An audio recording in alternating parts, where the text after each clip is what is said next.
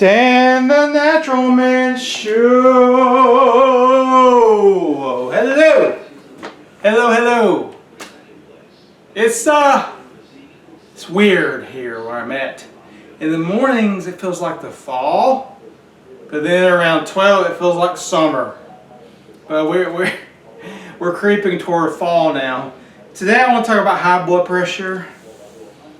I talk about high blood pressure a lot on my channel because it's such a prevalent dis-ease. You hear me say dis-ease? This disease is actually when you're not at ease. But see, the blood pressure thing, the medical association keeps lowering this or upping the standards. They keep upping the standards. They want you lower and lower and lower. And they claim they have all this research as why they want you lower and lower. But a lot of it comes down to profit too, because you know that, did you know that the number one reason most people go to the doctor is because their blood pressure is high?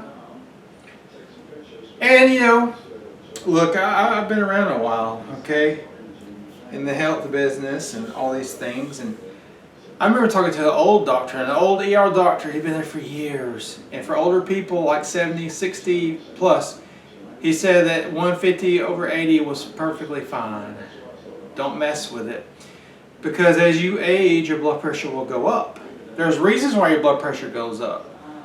A lot of reasons, because heart disease is so prevalent, your arteries will get narrow, and the body has to up the pressure to get the blood where it needs to go. Because get this, the number one cause of dementia is vascular dementia. All this means is you have plaque in your carotid arteries, and the brain is slowly dying because it's not getting the oxygen and the nutrients it needs. Now, I'm not saying don't worry about your blood pressure. If it's super high, you probably need to be on some drugs right now, especially if you don't know anything else of how to lower it, okay?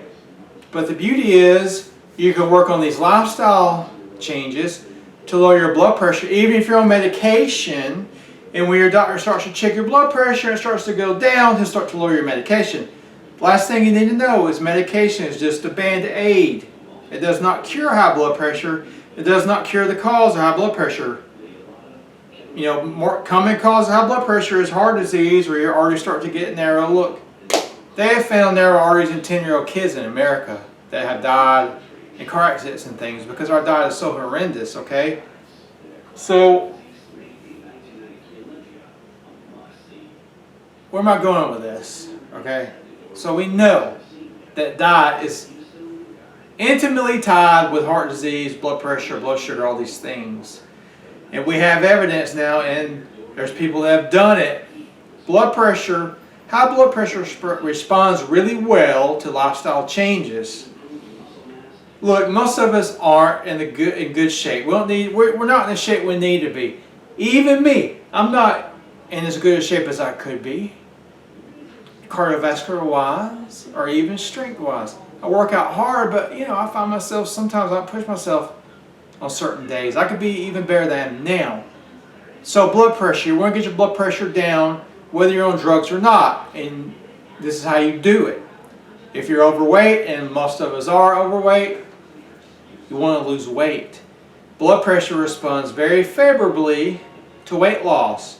For every 2 pounds of weight you lose, your blood pressure will go down about 1 point. So if you lose 50 pounds, you can expect your blood pressure to drop up to 25 points, which is huge. Okay? Most people need to watch their salt, especially in the beginning. You want to find out if you are a person who is sensitive to salt. Some people are highly sensitive to salt. Salt makes your blood pressure go up.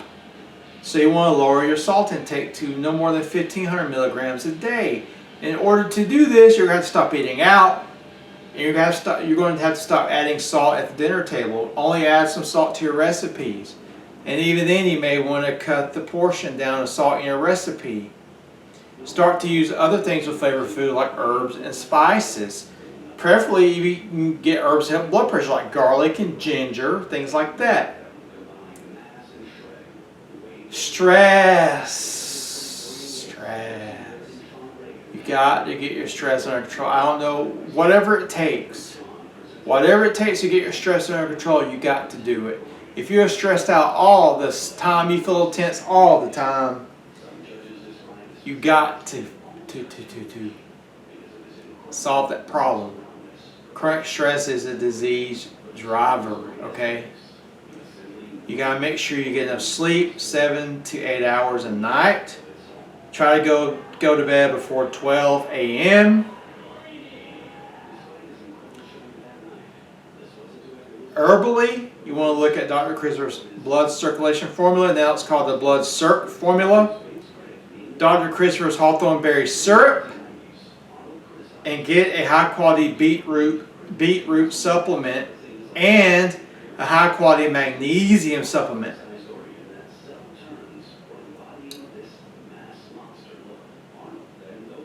And I mean, you probably understand cardiovascular exercise, walking, jogging, swimming, riding your bicycle, all these things.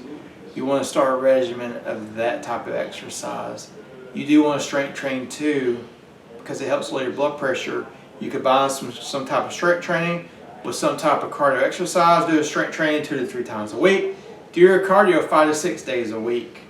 Moderate cardio. You don't have to kill yourself, but moderate cardio. Go out there and sweat. Still be able to talk, but go out there and work up a sweat every day. That will go a long way in lowering your blood pressure and increasing the strength of your heart and increasing and improving your circulation. I will say it 1,000 times. Circulation, good circulation is vital to good health. So you take these things and you build your circulation. When you build your circulation, your blood pressure will get better, you'll live longer, you'll reduce your risk of dying of heart attacks and strokes, and all that crap, okay? So if you like the video, please like it and share it. Please subscribe to my channel. Check out my page, danthenaturalman.com, and remember, until next time, keep it natural.